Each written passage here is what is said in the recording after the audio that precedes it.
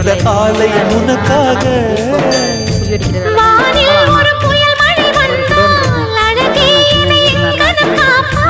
கண்ணே உன்னை என் கண்ணில் வைத்து இமைகள் எனும் கதவுகள் அடைப்பே.